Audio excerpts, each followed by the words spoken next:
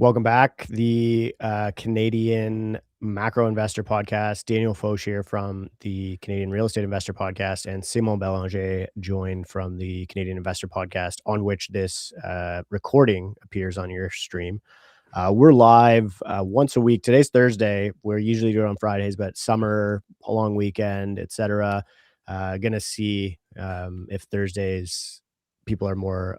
Or this Thursday, people are more available. Anyway, what are we talking about today, Simone? I mean, there's a lot of stuff going on.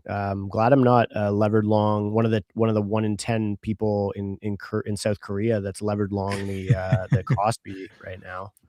Yeah, the one index that's essentially dominated by two stocks. I think I haven't looked recently, but just based on memory, I think Samsung and SK Hynix are like 50% plus of the whole market cap over there. Like it's pretty crazy, something like that. Yeah. So that ended poorly. Yeah. I mean, they maybe are a smaller percentage today than they were yesterday, and the day before that, it was like two back-to-back circuit breaker days. I don't think we've seen like volatility like that since COVID, right? Yeah, exactly. I mean, there's been like so many like in South Korea that I think too many to count in the last month or so. It's actually up today, SK Hynix 17%.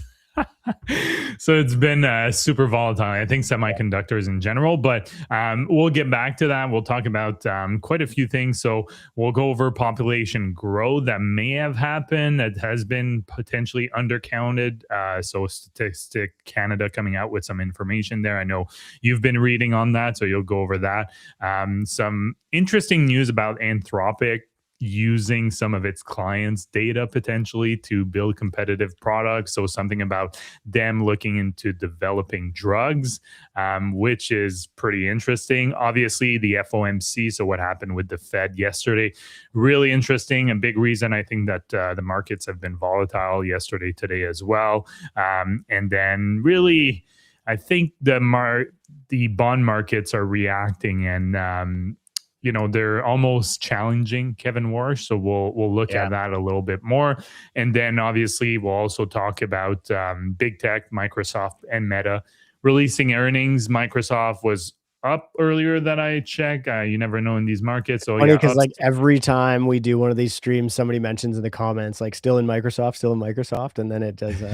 But I guess it's still down. I mean, if you zoom out on the 2-year, it's like still pretty far down. But I mean, yeah, it was a big jump. Like their earnings were good, I guess, or positive, and then Meta dropped. I think had one of the biggest drops ever. So yeah, Meta is down 9%, and Meta has been like in the gutter for a little bit, like not doing all that well this year to date. It's down 20%, but down 10% today. Microsoft doing well, so we'll go over that as well. So let's do the population to start with, and then we can shift into maybe the FOMC, and then look at big tech, Anthropic, and look a bit more at AI, since we've been talking quite a bit about it on this show. Yeah. So on the population side, I mean, CIBC has been beating this drum for a while, to be honest, which is basically that they feel that Canada is not properly reporting population data due to us not knowing whether or not people have exited. Now, the person in charge of this sort of department of the government has come out and sort of said, like, we are aware that this is a problem, and we have sort of announced our intention to fix it or to do something about it. But that we haven't really seen any meaningful progress towards them actually doing that. And I'll pull up some information on that as well as we talk a little bit about it. But this CIBC report, I got to find the report actually. The parliamentary budget officer has also observed this as well, and it's kind of funny that the parliamentary budget officer, I feel like, is, I mean, not partisan, but definitely not super in agreement of sort of some of the accounting tricks and capex, opex, and some other things. Like they've definitely called out some pretty significant events that are happening kind of on the finance side of the Canadian government right now. So I found that to be a little bit interesting. But basically, the summary of what CIBC is arguing here is that the we don't properly measure how many people are leaving. So if somebody's visa expires in the data, we assume that they've left, right? You give them the benefit of the doubt, Yeah. and that is probably not true. There are a lot of overstayers. Like CIBC has been observing this overstayer phenomena. Actually, I'll see if I can find the original overstayer thing report. But basically, um, I think he said it was like in the millions, right? Like one point, I think it was like a million, potentially a million people that had overstayed their visas or could be as high as. And so if your population is being reported low, that's your denominator, and that would skew your unemployment numbers Yeah. up. And this is what they're arguing is actually taking place, that basically the government is not intentionally cooking the books, but sort of I mean, some people might argue that that's the case, that they're intentionally cooking the books, but more that they're sort of negligently cooking the books and skewing some data points very much in favor of positive gains in unemployment, etc. I'll pull up the report as Yeah, so the argument working being on it. that, jobs are likely somewhat accurate, but then the denominator is not accurate. It's being understated, right? Yeah, That's exactly. Yeah, essentially what it is. yeah, Okay. Mhm. yeah. So I don't know what your thoughts are on that, because I know you used to work a lot in like these more institutional grade investor Yeah. spaces, etc., and like what seems to be the read that these groups have on what that looks like. I mean, it's hard to say. Like at this point, like we've seen government data, whether we look at jobs data as a whole, like there's constant revisions happening. So I think Mhm. it's not. I have a hard time thinking it was done maliciously. Yeah, Some I people, agree. yeah, some people might, push back on that, saying that they want to make it look better than it is. Like at the end of the day, there's no election anytime soon. So it just seems like the incentives to make it look better are probably just all not there as well. And they said they're going to revisit the numbers. Is it in the next month or two? They Yeah, warned Statistics Canada, so we should have a better idea. And it's something I had read about maybe a year or two ago when they started talking about really tightening up requirements and right. slowing immigration down. That it was hard to really count the numbers and figure out who was actually leaving when they they're asked to leave the country, whether it's visas or whatnot, right? So the temporary residents. Yeah, so the government basically did, like, the immigration minister wanted to start tracking exits of temporary residents, and they announced this intention, and so this would be part of what's going to end up with the revisions. And their expectation is that this would cause a kind of significant jump in the way that things are reading from employment levels, which I mean, currently are probably more bullish than bearish because, like, as it stands, like our unemployment numbers and even employment levels seem to be sort of flatlining, which you would assume eventually means that they'll roll over. And I talk a lot about like the CBA mortgage delinquencies chart that comes out pretty often. I'll pull this one up because it's one of my favorite charts. But basically, you know, um, uh, mortgage delinquencies track unemployment very, very reliably. And Tiff Macklem even said this. Like, I don't if you remember when he was kind of being grilled by Pierre about how many people could withstand a rate increase, and we've sort of learned the answer to that question because we're on the back end of the renewal wall now. It seems like more people than you might expect can withstand a rate increase. So then the next question becomes how many people can withstand a job loss, and that was Tiff's comment in that he said, the biggest reason for people not being able to pay their mortgage is that they lost their job, and this chart sort of illustrates that as well. So if your unemployment rate starts to roll over, then you would assume your mortgage delinquency rate starts to roll over, and then that's when you stop getting forced selling and excess supply, and the housing market could normalize. Um, if that data point, the unemployment data point, is less reliable, we don't necessarily know if you can use it to forecast whether or not the housing market may actually roll over as a result of delinquencies, or even if it will continue to track delinquencies reliably if the denominator is kind of breaking the reliability of that data point. I don't know if that makes sense. Yeah, no, it makes sense. I guess too. The other thing I'd mention is remember that Bank of Canada monetary report that, or it was an article. I don't think it was a monetary report that you'd sent me, where it was showing the link between defaulting on other credit products like Yeah. credit card Consumers being a passing leading. mortgage delinquency. Yeah. Yeah, exactly, being that leading indicator. um so where I kind of push back a little bit on this is like, okay, maybe some households are not managing the rate increase all that well. We're just Right. not seeing It's it early. just yet because Yeah, it's still what early. was it, right? 25 and 26 are the two biggest years. So Yeah. if you're thinking the two biggest years, I mean, can someone kind of make it work even though they can't really afford the payment for a better part of a year until it starts showing up? So if Yeah. that's the case, then we probably won't have a great idea until most likely Q1 2027 or first half of 2027, when those consumers that are having really a hard time have no more, they really have no more options, right? They They have to run. sell the home or basically default.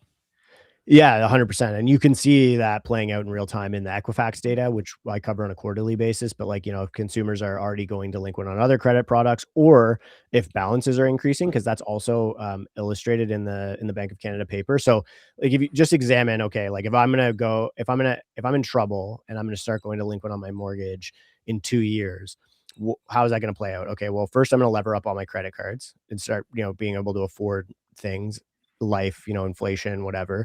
And I'm not realizing it maybe as a consumer, but all of that money that I'm borrowing is freeing up capital from my employment or whatever to pay my mortgage. So I'm functionally paying my, servicing other debt with With more the, expensive debt. yeah. And, then, okay, I've borrowed, I've maxed out how much I can actually draw from my lines of credit and then my credit cards, et cetera. Now I'm trapped because I can't go get more debt, right? My credit score is probably starting to get impacted. I can't go ask my bank to give me a HELOC or whatever to try and maybe You can solve it. always sprinkle it with some buy now, pay later, and just Yeah, in yeah, case, just to yeah, sprinkle it a little bit. Yeah. yeah, yeah, exactly. And then, okay, so I have all of these factors, and now I am um, eventually run out. And even maybe I'm assuming that the economy will get better or whatever. Something in my subconscious is telling me that you know I wouldn't be doing this if I didn't think that there was a path out of it, right? Or maybe people Yeah. don't actually. Maybe I'm giving people too much credit. Um, then all of a sudden, okay, now I can't pay the credit card bill. I go delinquent on the first thing. Probably the most expensive credit product first. And then I go delinquent on the auto loan or the line of credit. And then eventually I go delinquent on, and you can see how quickly that rise happens towards the end, right? They have the Mm. like T minus. So starts 36 months prior, kind of slowly ramps up. And this is literally a chart version of that Hemingway quote, right? Oh, how did you go bankrupt? Well, at Yeah. first slowly and then all at once or whatever. Slowly, then suddenly, right? Yeah. Yeah, No, which is I cool. wanted to mention that because that came to mind, because now if we're looking at that, it could actually be as much as what, 36 months. So let's Yeah, or say like they like, say 2 years. It takes about 2 yeah. years for somebody to really Mhm. um, using debt, maybe incorrectly or irresponsibly to solve financial problems before they, actually end up defaulting on the best credit product that they have, which is the mortgage, right? So we might not know until 2028 then. Like that's a realistic Yeah, outcome, because the renewal wall was most of it was 25, 26, right? yeah, For those mortgages that were issued in 2020, 2021, those 5 years low rate fixed mortgages. So I just thought like it's an interesting thing to keep in mind, that I think a lot of people right now are saying, um, oh, it was just a big deal, especially those are super bullish for the banks. Like, oh, you see, like people were making a big deal out of it. Well, we actually might not know for sure. Like, it's not because it's fine halfway through 2026 that it'll be fine in a year and a half, 2 years from now. Like, we might, it might take some times until we see that. So, yeah. Yeah, the Bank of Canada did a whole staff working paper on, like, the mortgage renewal wall as well, and I think they're less worried about it now. Like, I do think that we're we're past the peak, like, jump up in pain, right? Like, the moment in time pain. So, like, last year when you had most of your, like, really cheap mortgages renewing at higher rates than they are today, although the bond yield is probably going to be pushing fixed rates a little bit higher over the next little bit, so you could end up getting back into that territory of bigger jumps. But people renewing, from a 2% mortgage to a 4% mortgage, they're going to see a 50% increase in their monthly capital costs. It's like a 20 to 30% increase in their monthly mortgage payment. That like that's not as bad as what we had originally. Original models of the renewal were 50, 60%. yeah. And so, the Bank Yeah, I of Canada remember that. yeah, the Bank of Canada has kinda softened that blow, but the thing that they observe in that consumer's path to mortgage delinquency thing is also that, I mean, the blow isn't instant, right? Like, it's a shot clock, and maybe it resets or it speeds up the shot clock because now they're spending 20% more on their mortgage payment, and that's 20% that can't go to groceries or things, and then they have to start using other debt to square up. And so a consumer or a cash flow negative real estate investor or whatever, they don't it doesn't crush them right at once. It's month by month that they cannot figure out how to shore up that extra couple $100 or $1,000 a month. Eventually they run out.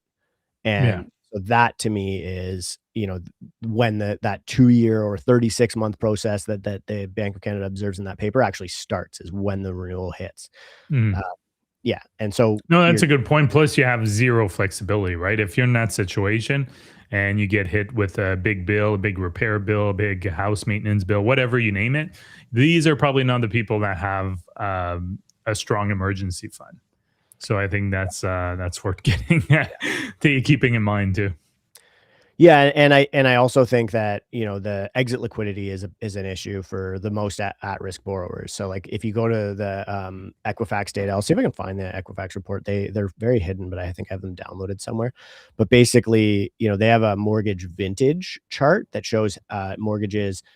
So they have mortgage delinquencies by vintage and mortgage delinquencies by size, and the mortgages taken in 21, 22, 23 are going delinquent faster than any mortgages ever, Okay. and Mhm. so any of those buyers that took those brand new mortgages in 21, 22, they paid peak pricing. So they don't have equity, if they're gonna try and race for the exits to say, "Okay, yeah, before I make the irresponsible, path outlined in Consumer's Path to Mortgage Delinquency by the Bank of Canada, I'm just gonna sell."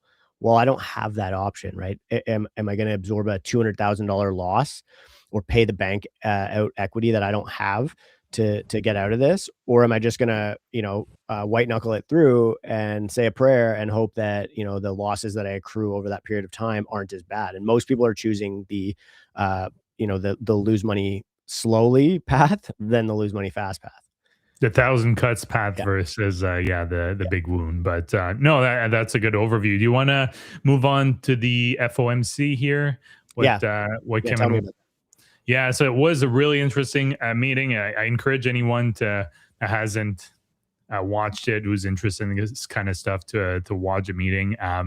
Really interesting because Kevin Warsh is he's pretty charismatic. I'll give that to him. He's definitely a really good speaker, good at conveying his points. And they obviously, people probably know, they left rate unchanged, which was the expected outcome. I think it was 30% chance that there'd be a rate cut, but in the end, the market was pricing it mostly unchanged. The vote was 9-3. Warsh and Powell actually supported the whole, and there were three descendants, and the markets are still pricing a rate hike. Have you looked? I can share here Yeah, the yeah, share it. But yeah, no, I did look at that when I was reviewing the comments, and yeah, it's if you want interesting. I mean, to the bond yield as improvement. well Yeah, has been it did blow off pretty significantly, like but it ran up like crazy yesterday, and then it dropped pretty significantly today, I believe. I don't know where it's settled because I've just been on the road most of the day, but it does seem like the market wants to believe that the whole macro story is still upside rather than downside in rates. So yeah, exactly. So we're still, it's interesting because we talked about the prediction market, so poly market or Cal sheet, that we're pricing in like more of a 50-50 chance the last time we looked, maybe a couple of weeks ago. Now it's not quite as high as the CME Fed Watch tool, which is pricing in a 100% probability still by December 9th that there's going to be at least one rate hike. So 75% chance for one, 25% chance for two, where the just looking at poly market, it's around 66% chance. So it's still getting a bit closer because before it was basically 100% CME, and then you had 50% poly market. So the divergence pretty interesting. And then really what bond yields, I find this one the most fascinating. So you had bond yield. So the 2-year actually dropped. So I'm trying to show here around the time of the meeting. So yesterday, so it's around here. So you can tell the 2 year drop. So essentially, the bond market is saying, okay, maybe rates will stay a bit lower. So the Fed's fund rate might actually stay lower. There might not be as high of a chance of an increase, at least in the short term, because typically the 2 year will be seen a little bit as a precursor of what will happen with the Fed's fund rate. And then when you start looking at the 10 year, so you see the 10 year reacted quite differently here. So the 10 years, so just showing my cursor right around the time of the FOMC press conference. So it actually jumped. It's up about 2-3 basis point from that point, I guess, depending on when you're looking at. But when you start looking at the 30 year is the one with the biggest increase. So what's happening is you're seeing a steepening of the curve where the shorthand is the short end of the curve is much lower, and then as you get onto the duration, it's much higher. So you can make the case that markets are starting to.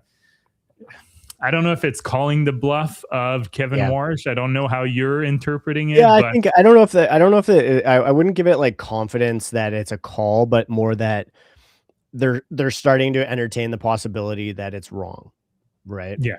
Mhm. And yeah, and I think I mean everybody's timid, man, because like we are really in uncharted waters. Like, it's funny we always use the word unprecedented with the pandemic, but like who would have ever thought that this is like what the outcome thereafter. I mean, maybe the guys from the fourth turning because they talked a lot about like Yeah. destabilization as a result of things like that, and pretty much called every single line item in the rollout of all of these crazy things that we've seen in the last 10 years. But um to go to like trade war, two active wars, and that and then the AI capex. I mean, there's too many variables in the equation for anybody to really get this call right directionally. I think, which is why it's so fun to talk about. Like, it's just guesswork really that we're doing here. Mhm. Which it's Yeah. kind of yeah. And what's the most interesting is I don't know if you heard this soundbite from the press conference, but he addressed what we actually talked about on this stream. I can't remember when, but in the maybe the last 3 or 4 streams where it starts feeling where the Fed, they won't say it, but there's like maybe a different inflation target, a higher inflation target, because ultimately the only way out for the US government is to inflate the debt away. And they might not explicitly say it, that it's maybe 3.5, 4%, whatever it is. And he actually made a point to say, I can't remember the exact one, but he said, look, there's no soft or implicit target. The target is 2% full stop. And Yeah. I think this is where now you start looking at the 2, 10, and 30 year bond yields, and you start, getting to that mindset of like, okay, maybe the bond market is calling his bluff because you're saying your target is 2%, you're leaving the Fed's fund rate unchanged, you're not reducing your balance sheet anymore. So they're definitely not doing any quantitative tightening. I actually saw a press release saying that they're essentially just rolling over whatever comes due in terms of their treasury holdings. So they're doing it for ample liquidity in the system. So if you were really serious about inflation, like why are you not using some of the tools you have? And granted, you can make an argument that they can't do much about the price of oil going Yeah. up that will feed into inflation. That's fine, but it does give you the impression that the market is trying to basically say, you know what, show us that you're actually willing to do it. But I think Yeah. the Fed is still stuck between a rock and a hard place because at the end of the day, they start raising rates, financing costs go up for the Yeah. US government because they're financing so much from those treasury bills. Yeah, and I think the other issue is that he's kinda trying to battle the same thing that we've debated a couple of times here, which is what is the actual outcome? Like, we don't know whether or not the US consumer can absorb high oil rates, and I don't know if I put these up last time on the last time we discussed this, but, China has a big buy coming up to replenish their, strategic petroleum reserves. The US, the same thing. Basically, they're Yeah. almost at that kinda, like, break the level where they would have to start buying rather than Mm. dumping oil into the market.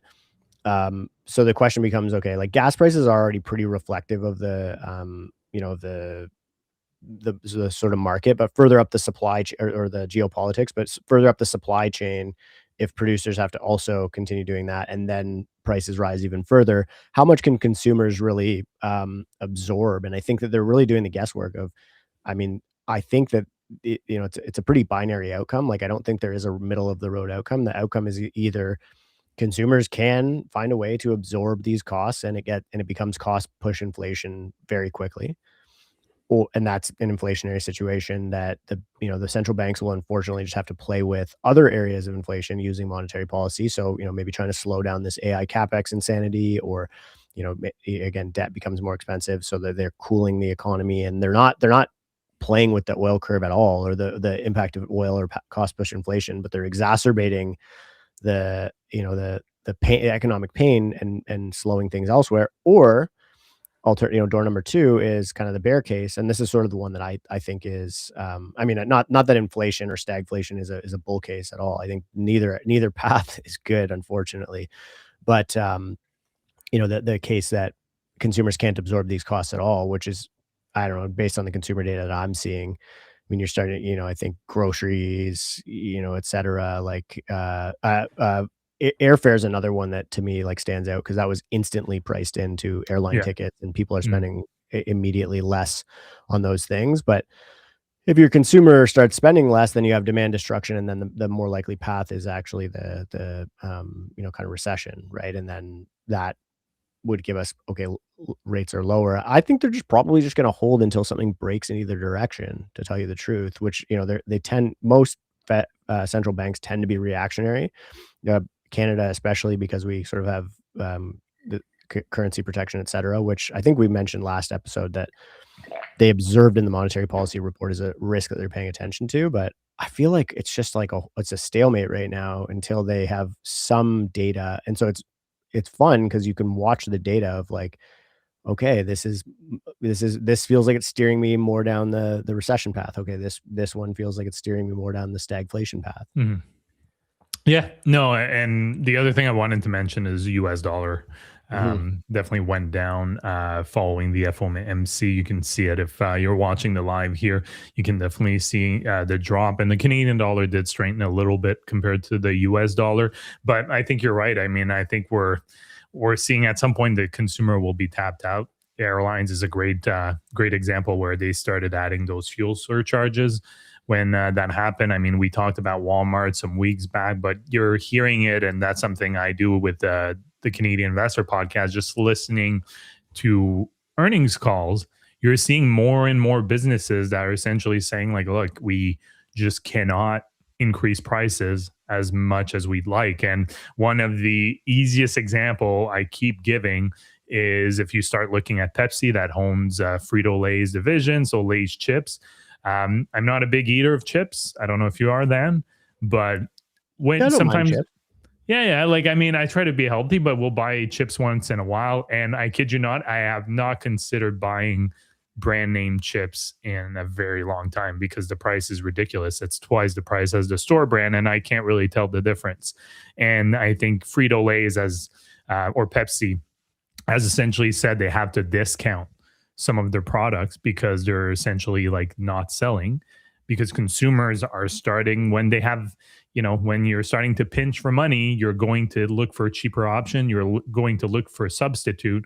And when you can get pretty much the exact same thing at half the price, I mean, like, at the end of the day, like, I don't really care whether it's Lay's or the no name brand or the Metro brand, whichever one, it tastes the exact same. So I'm gonna pay half of it and keep the rest and spend it elsewhere.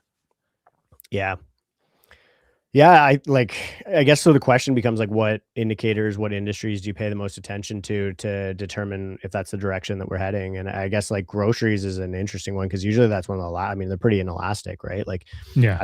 I can't eat less. Maybe Ozempic, like, and actually Ron Butler gave me an interesting take on that yesterday. I mean, like they did mention like Ozempic, could there was Yeah. a New York Times thing. It could save airlines Mhm. like $580 million a year in fuel costs or something. But apparently, like grocers are actually, and your Pepsi, et cetera, are actually like concerned that this could be quantifiable decrease in demand. But the like food is usually one of the last things, right? And we've already Yeah. seen Walmart and et Mhm. cetera. So it is interesting to see the distribution of where people are scaling back some of those more discretionary things. It's the most interesting with the large grocers, I find, because they'll have big store brands. So they can usually tell you whether the store brands are actually picking up the slack or not. So I think Loblaw is a good example with their no name President Choice brands. Walmart has their like what value, true value, or Great value. It's so funny, great like, value. somebody's mentioning this in the comments right Yeah, now. It says Walmart chips there for the you win. go. Um, Hey, you they know, like, it's I so mean, true though, man. Like, I'm yeah, obsessed with Great Value, dude. Like, yeah, they're like, there's some goods that this is, like, completely irrelevant to the conversation, but, you know, but their, pickled jalapenos are, like, better than any of the other pickled jalapenos on the market, and, mhm, and their burgers, dude, randomly are, like, yeah. actually, like, decent if you're not gonna, like, shell out the big bucks for, like, you know, net high quality burgers. If you're just buying kinda like a crappier burger, their burgers are pretty good too, so Mhm. to No, go nuts, yeah, HFX, I agree with you, like, I'm big Great Value chips yeah. guy. Yeah, exactly. I think I don't go to Walmart as often. I go to their discount grocers, but same kind of thing. And I'll probably be going this weekend because we'll have some people house sitting for a dog here while we go and visit some family in the US. So we'll be checking out some of those US goods that are not available in Canada. But you want to move on to big tech a little bit? Sure. People are loving the great value stuff. It's going to be a Walmart. Yeah. Commercial this Yeah. podcast. Yeah, we're trying to get that stock back up. We're giving it a meaningful effort.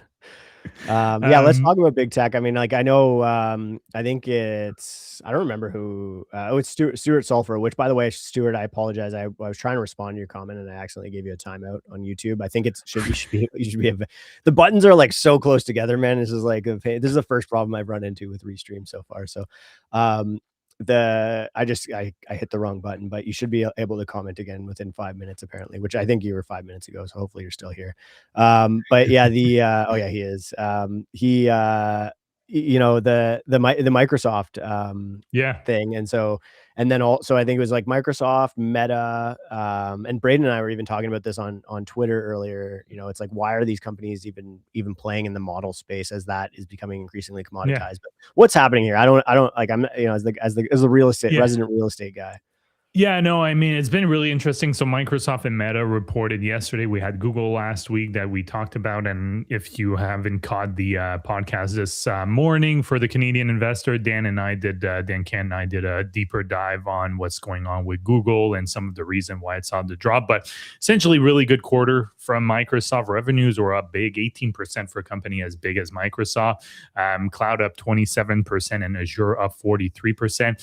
When it really the focus is starting to be really capex, so capital expenditure. So they're saying for this calendar year, it's supposed to be 175 billion. It's just a bit weird with Microsoft, just because their fiscal year just ended, so they're starting now fiscal year 2027. But they did talk about calendar year for capex, so we'll keep it at that. If we remember, Google's around 200 billion, the range they were giving, and they keep increasing it.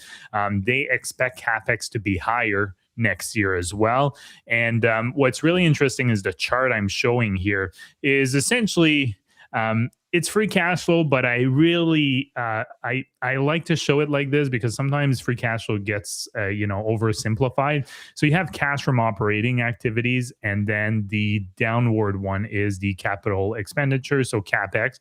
So when you just subtract cash from operating activities, or you subtract capital expenditure from cash from operating activities, you get free cash flow.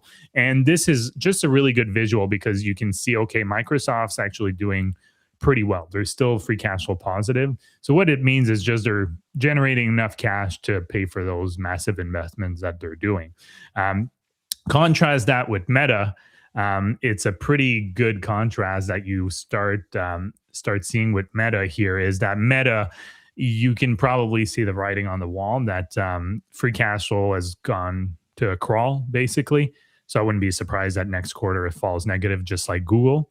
And this is what I think the market is really starting to focus on, is like, okay, you're spending a whole lot of money, and we kind of get it to some extent, although every single company so far, whether you're Google, Microsoft, Meta, has dodged questions on return on investments here. They've completely dodged a question. There was one analyst that I'm pretty sure was the one on the Google call. For the Microsoft call, I kind of recalled the name. I think it was a Brian something. And he asked, like, do you have like concrete numbers for return on invested capital?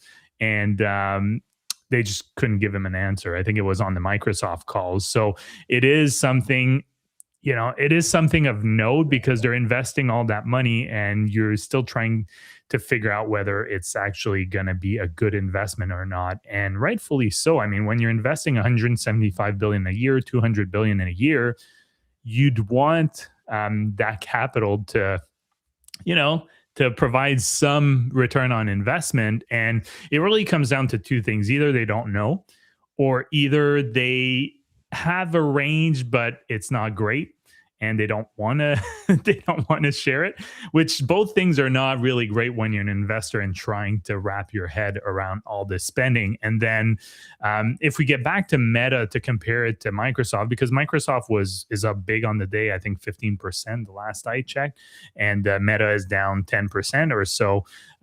What's really interesting is that Microsoft's actually like doing pretty well, and again, they're able to fund it. Where Meta, um, things are slowing down a little bit. They're still increasing in terms of revenue, but there's a bit of the deceleration. And one of the big thing is they don't seem to have a plan on how they'll monetize all the compute that they have. So Zuckerberg seems to be like not sure whether they should be selling a little bit of that capacity, make some money right now, or keep that capacity so they can actually build their own AI development over at their own tools. And they're also kind of building their own model, but why are they also building their model? So that comes into question as well. Yeah.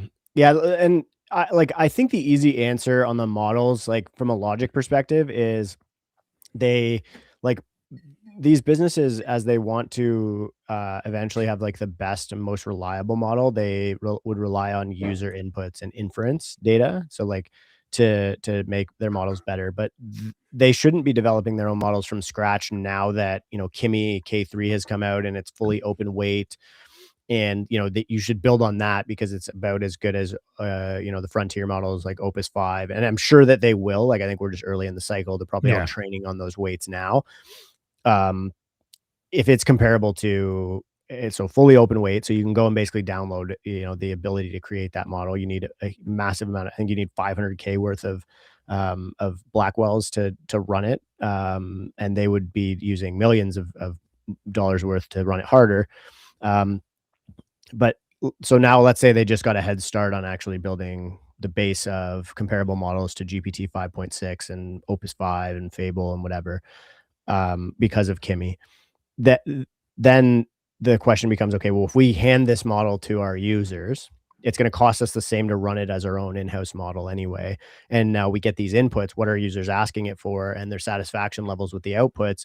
We can start, so they did kind of just jump to step 50, because like Meta, especially MuseSpark was good and it's really good for agentic. Meta MuseSpark 1.1. And I always just use the real estate industry because we build AI tools for the real estate industry with the homies AI products, and it's good at that. It actually is. It's pretty fairly affordable, but we're not sophisticated, right? Like it's write an offer, move paperwork from A to B, blah blah blah, whatever. But what are consumers? Where Meta really stands out, and this is where Google stands out to me as well as potential winners in that space. And we were talking about this via text as well, like with iOS, like the harness, right? It's they, if they can manipulate their user experience for Google and Meta platforms into a proper harness that is feeding inputs to these AIs, then they could actually race ahead of the Anthropics and Chat GPTs of the world with the right inputs. The challenge I think that they would have to really do an excellent job at that is they're not AI companies to start, and so they might not know how to use those inputs as well as a Dario or Sam Altman or Elon Musk might. I don't know your thought. I mean, and Elon kind of has the same thing in SpaceX AI with X. Yeah. People using Grok in chat threads, which was a brilliant way to integrate a model, even though it wasn't really all that good to start. It's getting a lot better, and their cursor acquisition seems to be paying off pretty quickly. I think that's their play, right? Is pushing more for inference and use in hopes that that actually makes the models better, more accurate, more reliable over time. But like it's a bit of a roll of the dice, I think. Yeah. Yeah. I mean, it also makes Apple look pretty good, to be honest, for just taking a bit more of a wait and see approach and not spending gobs of money, even though, Siri tends to be a laughing stock when it comes to how good it is. So I think that that to me is always an interesting take just to see the different approaches. And one other thing, that I wanted to share in terms of the earnings is this over here. I know you're aware of this. So depreciation and amortization. So the depreciation schedule for these chips, GPUs, is probably, I think it's 6 years that they have to depreciate them. And there is a couple of things that could impact earnings going forward. First of all, as they're spending more on capex for the build out, the depreciation is going to keep increasing. It's going to reduce earnings going forward. So this will pull the earnings downwards. Of course, it's not necessarily an issue if revenues are growing faster than that and earnings end up still growing at a faster clip. But I think it's worth noting, and especially if you start seeing the useful life of these chips being 3 to 4 years instead of 6 years. What that ends up doing is that the capex cycle is probably going to have to basically continue to like in the for the foreseeable future. I was gonna say indefinitely, but yeah, Yeah, Tiff that's Macklem taught us the lesson on that one. yeah, exactly. Yeah, forever. But that is something to keep in mind, is that depreciation that is going to hit. And I mean, the chart I'm showing is pretty telling, right? Like it's for Meta, Google, and Microsoft. It just essentially it's a straight line up. So it Yeah. is increasing. It will continue increasing. Whether it's an issue or not, again, it really depends how they monetize all that investment and how quickly they have to replace the equipment. That'll be the other big question. But these are all kind of the major questions happening right now. And I think why the market is so jittery when they're seeing these massive capex numbers. And I know the other thing we were talking about this week was the credit default swap. So did Yeah. you have some charts for that, or I do have some? Yeah, I do have the ones that I sent you in the chat. The Let me pull those Bloomberg up. article.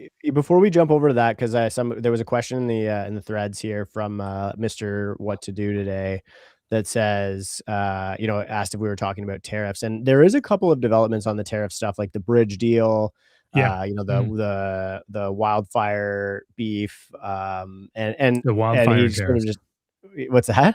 Fire Well, tariffs? let's get some wildfire Yeah. tariffs. Yeah, But, I think it is worth noting because we're kinda back to this, like, it did go just go away, it was kinda status quo for a little bit, and I'm of the opinion that, like, it will stay status quo on a technical basis, probably until the midterms, at which point I expect it to probably get, like, they start to lose control in how much they can really actually use that they being the US administration, lose a little bit of control in how much they can actually, use these things, but I think that the threats, like in Trump, when Trump goes on one of his big Twitter rampages on this stuff, those are real. Like the market does react to them. It prices them in. You do see businesses start to think about making changes. And there was some articles that came out that a lot of businesses have thought about moving to the US and stuff like that. And I think that those things matter to the conversation. And so I'm curious to get your thoughts. Like, do you think that it's all just kind of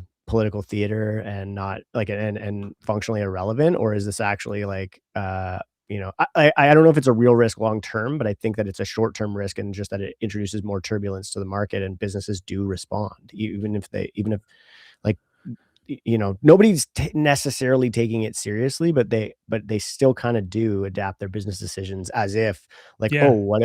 or it makes you like look at your business pro forma or whatever you call it in your industry and say, would we actually be able to survive that? And if not, let's maybe take the necessary steps to do so. If that means moving some operations to the States or whatever, in case mercantilism becomes a long term theme. Yeah. I think it's hard to not think businesses are not taking notice. I think, was it the business consumer or the business survey that the most recent monetary report, they had some information on that. I think it had improved a little bit, if I remember correctly. Right? Am I wrong on that? Or Yeah, a little bit. yeah. Hmm. Yeah, and I would say, like, I think a lot of businesses seem to be behaving as if, like, they're sort of they were calling the bluff, but I like, that could have been because it went away for a little bit, and Trump was Yeah. very focused on Iran, Mhm. and we kinda stopped doing, playing with the light switch of tariffs against Canada, at least specifically, and now we're kind of switching it on and off again. And, like, regardless of whether or not these things end up happening, you still as a business have to adapt, right? Like, we saw huge Yeah. volatility in the GDP curve in Canada as a result of this, where businesses were like, "Oh, well, I gotta shore up a bunch of, or I have to take in a bunch of inventory," and then you see a huge boost in GDP, and then, now we have sitting inventory, and now you see a big drop in GDP, like most of your, massive jumps or decreases in GDP last year in 2025, we saw, I think it was, Q1 was up, Q2 was down, Q3 was up, Q4 was down. I mean, that's not a normal No. economic trajectory, right? And so that happened like, as a result of businesses actually doing these necessary things to adapt to, and so I think that this stuff is more relevant than we wanna give it credit for, even if it stays status quo. That's my Mhm. kinda, yeah, I don't know your Well, thoughts we there. did see last year a lot of businesses trying to front run it. I think in the US, you saw that a whole lot with businesses trying to make buying purchases before tariffs actually hit. So, definitely, I think it has an impact. But at the end of the day, I think maybe as this goes on, the impact lessens a little bit. I think businesses may also have contingency plans now in place where before this all started, before Liberation Day, that was not the case, where now they're trying to have different, probably suppliers lined up depending on what happens. And so that's the way I kind of see it. I think the economy in general, if you're looking, not even just looking back at Liberation Day, but essentially since COVID, I think like businesses in general have learned that it's not just in time, right? Manufacturing, for Yeah, example, where lowest price is always the one thing you look at. Resiliency of your supply chain is extremely important. And I think what we're seeing with tariffs, I think it's just putting that to the forefront again. Like yeah, tariffs is just another variable where it's making sure that your supply chains are resilient, but for a different reason. Not that you wouldn't be able to get things if there's a tariff slapped on. You just need to be able to adapt. So I think that's probably what's happening with businesses, and yeah, they'll have some of them. I'm sure are probably trying to ride out the next 2 years to see who comes in power and if the stance in the U.S. kind of changes. Because I don't feel like even if the Democrats take power, I don't think the stance will necessarily change yeah. all that much.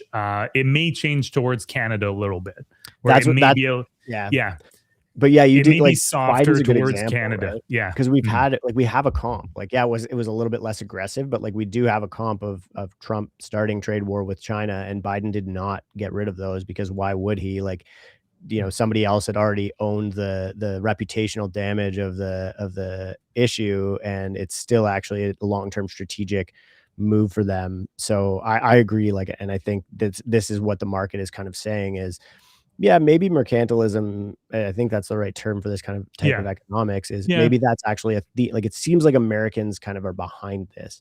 And so what would our businesses and our market look like if that was, if we're guessing that that was how things would kind of stay permanently? Mhm.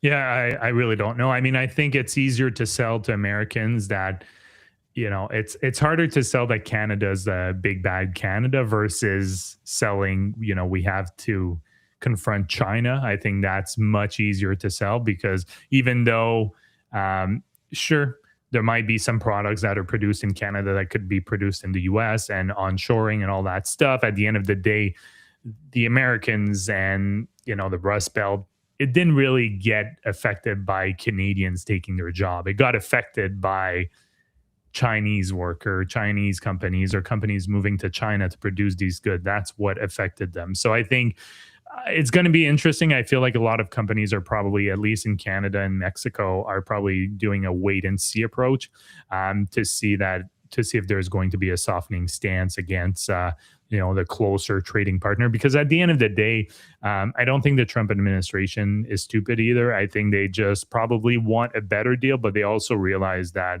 both Canada and Mexico are extremely important from a Yeah. strategic standpoint, to kind of create that block, to fend off at China, and then Europe. Mhm. It's more like we'll kind of wait and see for Europe. I also think the idea that you can onshore, like, most of those industries and jobs without, like, a huge CapEx in the robotics space or basically like a, massive, inflow of, entry level or, like, unskilled labor that's willing to work. You need a cheaper labor pool basically, and Canada, I Yeah. mean, is a good example on that, or, like, even the UK or much of Europe, like, how much political instability comes as that, and you sort of have, like, Trump saying, "Okay, well, less immigration or get rid of illegal immigration," which is sort of that, that workforce, and also onshoring all of these things. It's like, well, I think businesses are realizing like, oh yeah, well, let's try that, but it doesn't, that the economics of that don't make any sense. Okay, so now what? And so that it is a little, and if the Democrats win, which, I mean, I think that the like they have a lot of things to figure out in order to do that. But if they did, would they keep the mercantilism theme and also be comfortable with immigration? And now you get that kind of that it makes it potentially possible to do this, like immigration. That you get the workforce and you get the policy. Maybe, but I don't, like, so far out that it doesn't really even seem like a relevant part of the conversation yet. So I agree. I think, like, Mexico especially, Canada a little bit, obviously from energy, et cetera, cheaper dollar, blah, blah, blah, but, Mm. and services as well. Like, I think a lot of Canadian tech and other service companies do have offices culturally similar, same language, et cetera. Mexico really is, like, the closest, affordable labor pool for US businesses to be able to produce remotely competitive with China, and still not even close, right? So, um, I And think just that the amount of strategic resources available in right, both countries, right? yeah, So Mexico yeah, has a whole lot of silver mines, Canada, obviously oil, but also other copper, critical nickel. minerals. So, I mean, yeah, like, I yeah. mean, somebody mentioned it here in the, it was actually Stuart Sulphur who got his ban lifted, it appears, which is great. The, Okay, we talked to YouTube and we got it yeah. lifted. Yeah. Yeah, we pulled some strings, but he mentioned if AI is real long term, he said, which it probably is after some BS. I kinda agree with this thesis. He's like, copper needs to triple in price. I don't like, I wouldn't know the actual upside call that I would make, but I totally agree. I think copper is one of the cleanest plays when you think about Mhm. AI, like, the infrastructure build out, but also, I mean, it has exposure to the electrification movement that we're seeing in the world right now. So electric cars and solar and all of these things. So I think, like, that's a really, really easy, clean picks and shovels play on both industries. We were gonna jump over to the CDSs. How much time do you got? Because I'm pretty free today.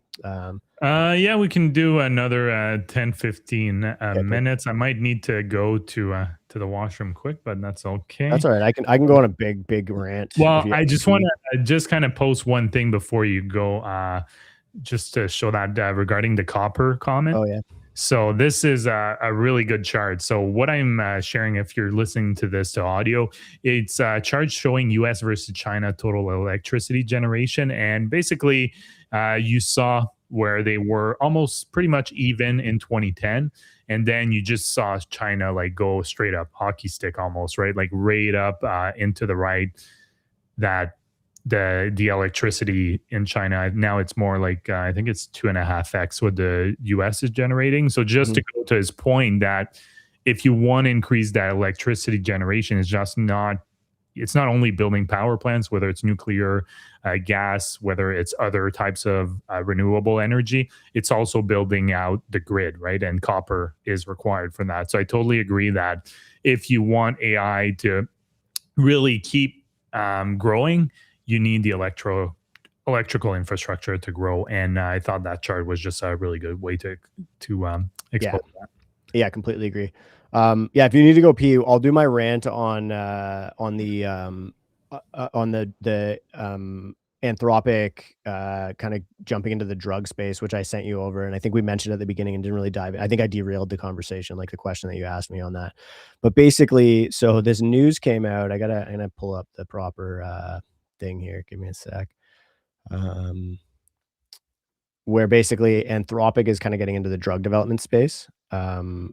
And I thought this was kinda interesting to just see, like, there was some very interesting commentary on it on X from people who are more qualified than me to talk in this space, but I try and observe their viewpoints. So I think Shamath had a couple of comments on it, and basically this sort of evolves as like a derivative of um, p- those companies using Claude and ChatGPT, like OpenAI. And I'm gonna try and find his comments because like he summarizes it well, and he references back to the that like rant that the guy from Palantir went on about how these AI companies are actually, I mean, like functionally, nobody really uh, hides the fact that they're probably like they're basically like plagiarism engines, right? Or and it's kind of it's funny from a a moral uh whatever the moral dilemma question when you get Anthropic who's talking about how they want US models and they're upset that Kimmy distilled Fable down to create their model. It's like, well, you distilled the internet and all of this IP of other businesses down to get your model. Why should people, why should we be concerned that other businesses are doing the exact same thing that you did? Um, Yeah.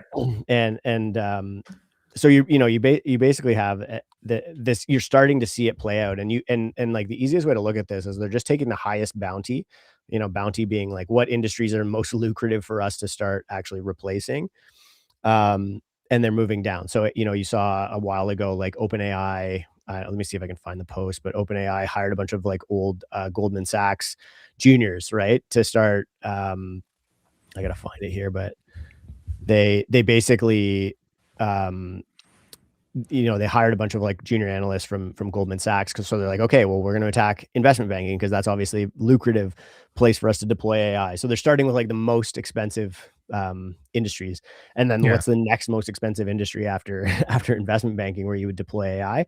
It's freaking drugs, man. It's healthcare, and Mm. arguably even more upside as the models get better at doing this. So Well, um, even Apple, not was it a couple weeks ago, said it was suing OpenAI for stealing trade secrets. So you're right. seeing that more and more. Yeah.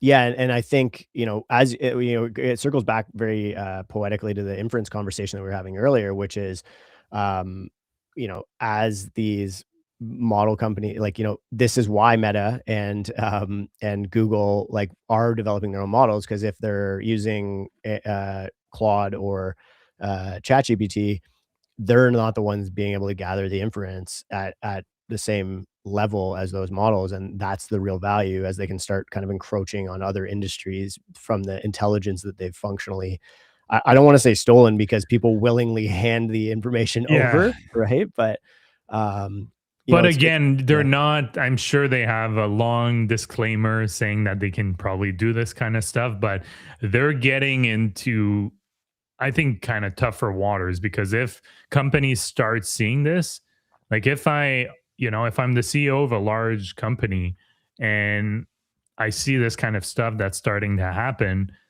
I'm starting to get some pretty strong incentives to not use this these is the thing. Entropic, OpenAI, and just use these open weight model, I think they're called. So Yeah, these open open weight weights, models, yeah. and Mhm. just build out my own infrastructure in house. Sure, it's Yeah. going to be a bit more of an upfront investment, but long term, it's probably the most efficient thing to do and safest thing to do. So you have it all in house. I can really see companies starting to shift and do that. Plus, they can really use those open weight model to really tweak it to really what they need within their business. So that's the other advantage.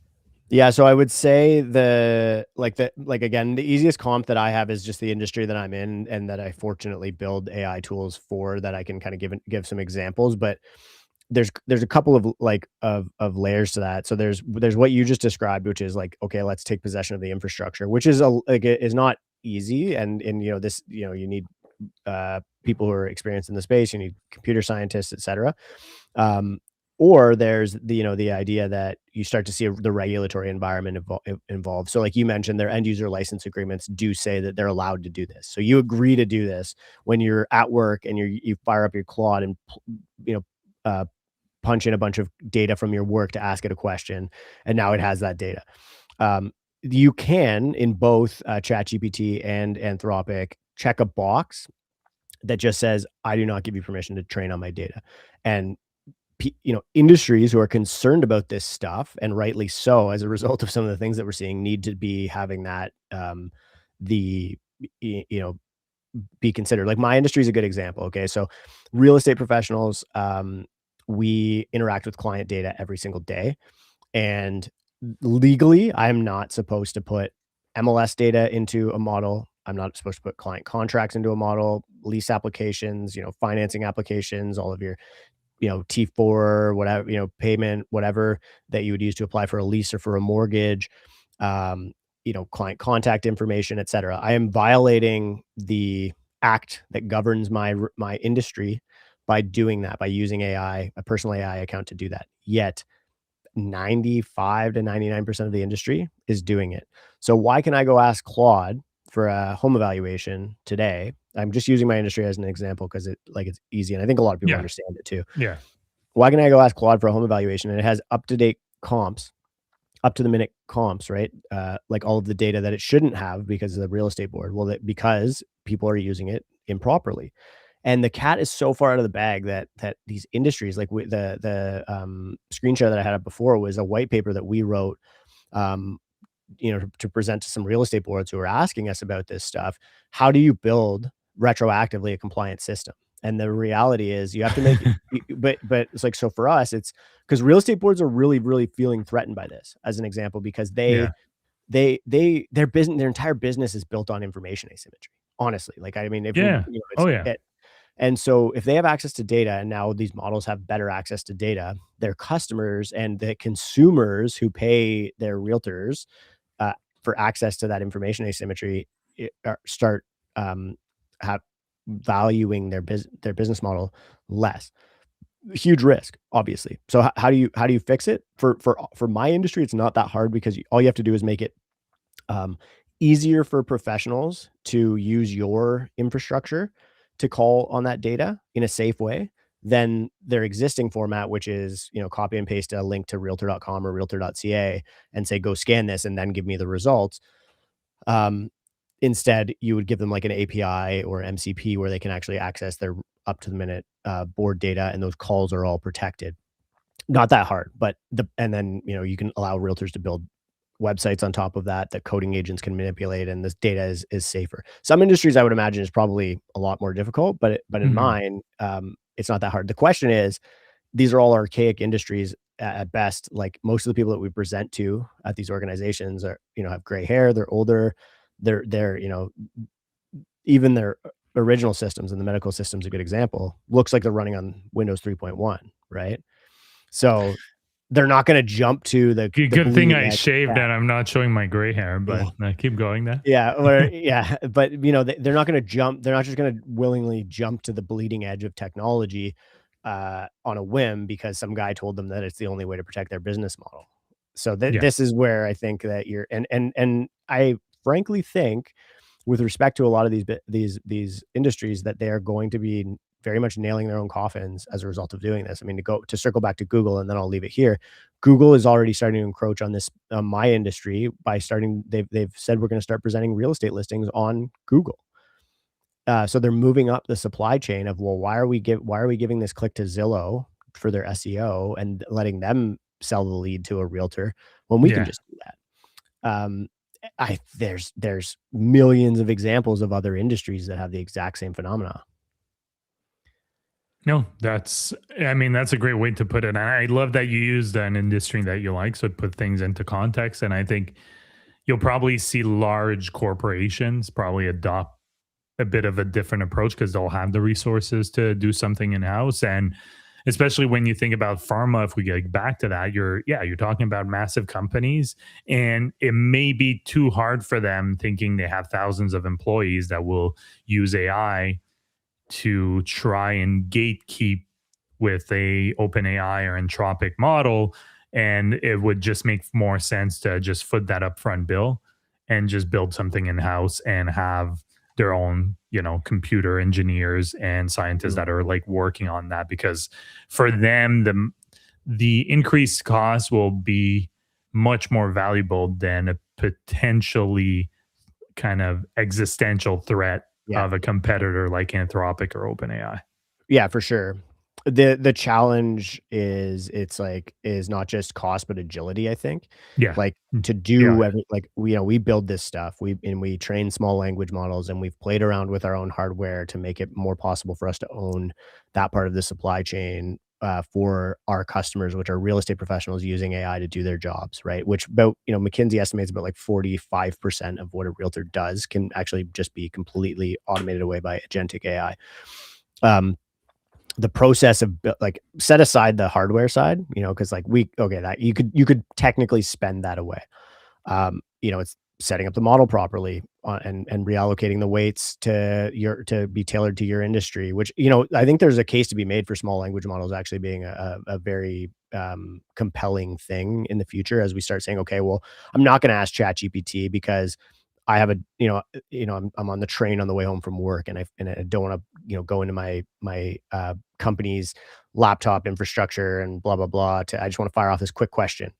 But I'm not going to ask ChatGPT because it actually doesn't answer the question as well, because it's not as specifically trained. So that's one, but that takes time. Two is like, you need user interfaces. Like, if it's so hard for me to use it, to use our internal thing, am I just going to break the rules and go to the easy solution? Probably. Like, maybe, I don't know. I think like your average consumer is lazy, and or average worker is lazy, and they're going to take the easy path. And if they get the same result, easier on ChatGPT or Claude, they're still going to do it, even if the people build the.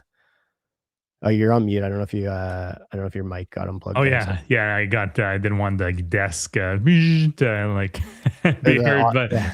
yeah, the standing sitting desk. But I've seen it happen. So I know people that work for, like, it's the government, but still they have to use Copilot, and it's not that great. So they'll have like Chat GPT on their like personal phone, and instead Mhm. of using the corporate approved one, they'll just use whatever's on 100%. their phone because it's better. So It's just gonna I've keep heard, happening. yeah, that I've heard that multiple times being Yeah. done. So I think you definitely have a point there. Yeah. So and then I but then I guess the bigger question becomes, like, let's assume that our thesis here is correct, that all of these businesses are gonna have to do this to hedge against, OpenAI and Anthropic, if anybody hasn't listened to the rant from the guy from, like, everyone's like, "Oh, this guy's losing his mind," from Palantir, like, go listen to it, because he perfectly illustrates what's happening right now, which is basically that every business in the world is using some sort of AI now, or not all of them, but, like, most, and they're pumping data that will, be able to make these labs replace them if they so choose. They're pumping that data into these models. Um, you know, it if businesses all of a sudden, if regulation can't fix this, and businesses all of a sudden say, okay, we have to solve this from an infrastructure perspective, this could actually be a bull case for the AI industry outside of your major labs. Bear case for the labs, which, whatever, who cares? Nobody really is Yeah. going to be upset if they fail. I don't think. Maybe Sam Altman and Dario, um, but bull case for like the back end industry of, like, you think the capex boom is big now. Imagine like all of your biggest companies in the world start building in-house AI. Yeah. No, definitely. I think well, I think the one angle I think we're probably also underestimating is the big winners will be lawyers. Yeah, Cuz if well, it's true, right? You they're saw it with getting Apple. precedence for sure. Yeah. Yeah, Apple's not the most litigious company out there, Mhm. and they're suing OpenAI. Like, if companies start seeing Anthropic, OpenAI, and like, we focus on those two because they're kind of the two largest one. But even Google with Gemini, they start seeing products come out, even if maybe it is within the agreement or the right. Like, I can Mhm. see the legal fees starting to rack up for those companies because I think yeah, litigation, or sorry, that have litigation. There you go. I was having trouble with my French there, but litigation will just go up through the roof. Like, companies are not stupid. Like, they'll start seeing that. They'll be like, okay, they're clearly stealing our data. We just need to find a way to prove it, or we'll just make their life a living hell with litigation. And Yeah. yeah, I think But they're that's settling on all these things. I would assume. I don't understand how this, like, these court proceedings work, but I'm assuming to keep it out of court, one, for probably optics, but two, for precedent, right? Because like, Anthropic settled with a ton of these already. yeah, but they And might not. If you might have some companies that will be like, we'll make your life a living hell. We want Yeah. to prove a point here. You screwed us over. We do not want to you settle. And we want you to be like, we want this to come out that you're essentially doing what China has been doing for the Mhm. tech industry for Yeah. decades. You're doing it in the US to other US companies. And it's funny that Dario is, like, so upset about these Chinese models. Like, he's the only one really who says that open weights are an existential threat, or like that are this, and it's funny because he's arguing against his own business model, right? Like, Yeah. and he's upset that China has beat him at his own game. No, exactly. But I think anything else that we wanted to cover, because I'm probably going to have to No, I'll leave let you go. shortly. We didn't Yeah. cover the credit default swaps on the Oh, AI companies, but that doesn't matter. well, I think maybe it's an we evolving. can just do that quickly. Yeah. Do you have that? I think it's really fascinating. So, and we can just Yeah. explain really what credit Yeah. default swaps are at the some time for Yeah, I those who are don't have not. the original chart that I sent you for all of the businesses. I'll try and pull that one up of like Meta, Google, etc. for their CDSs, but I have the Nvidia one, and this zero hedge tweet is pretty funny. It's like, maybe cool it with the circular financing deals. You're blowing up the bond market, but yeah, you have your hyperscaler CDSs. The memes in front of the actual chart, but this is like similar. There's a better version. Oh, there it is. Never mind. Um, Yeah, and there you go. Yeah, Yeah, so that's the one. basically, I mean, yeah, if you look at, like, what is this? Oracle, Google, Microsoft, Amazon, Meta, Mhm. SpaceX, and CoreWeave, I mean, they're all jumping up, hitting all-time highs. This is the price of insuring their debt, Yeah. right? Basically, I think, is that the best way to Yeah, ensuring that that's essentially what would not be recoverable. So if you have $100 worth of debt, the company defaults, and then you're able to recoup $60, then the credit default squad would cover the remaining 40. So it's right, essentially, yeah, it's like it's an insurance play.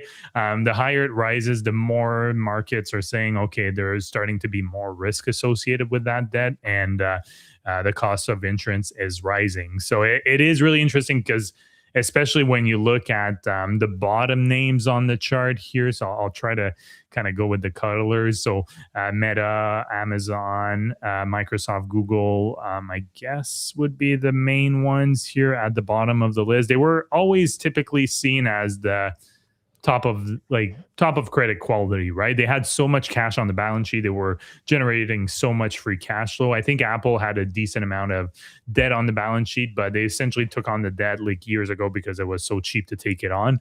And it made more sense to use that for buybacks and returning money to shareholders than essentially just keeping the cash on the balance sheet. So Apple's not in there for those who are listening, but what it shows is just the cost for insuring for all of them is going up. But the two that really stand out is SpaceX and Oracle. Those are going through the roof in terms of insuring the debt. And then you still have those hyperscalers that I mentioned. So Google, Microsoft, Amazon, Meta, that it is increasing. It's not at alarming levels yet, but it is a noticeable increase where you had like a pretty, it's hard to say an amount of basis points, but probably like, a good, depending on which one you're looking at, like 15, 20 basis points. yeah.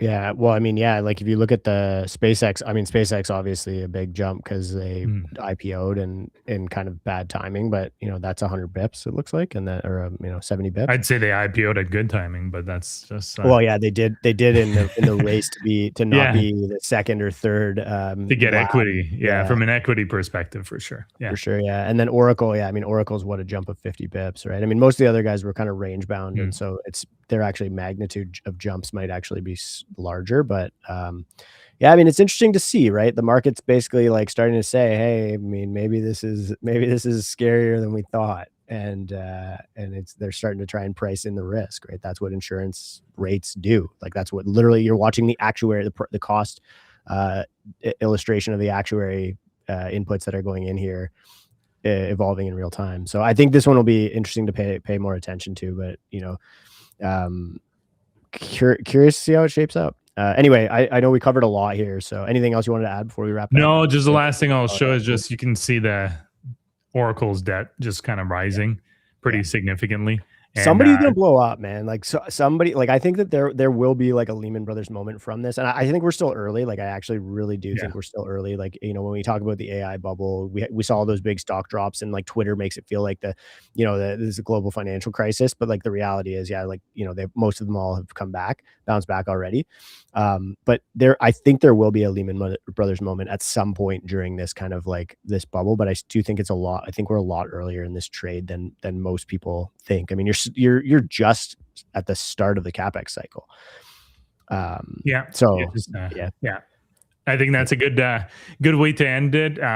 But yeah, I think we'll keep an eye out on those credit default swaps. I think it's worth watching, especially as capex continues and those hyperscalers are no longer able to just cover it with cash flow that they're generating, so they have to tap in the debt markets or the equity yeah. markets with more share issuance. So it'll be interesting what the pricing for those credit default swap actually is. I assume it won't get better because I think there's that would be a fair assumption for sure. yeah, they're saying they're spending more next year. They are all saying they're spending more. So unless things miraculously turn around and ROI just starts pumping in more cash flow into the business, you're going to see them issue more debt, issue more equity, and probably Mhm. those CDS go up in price. Yeah.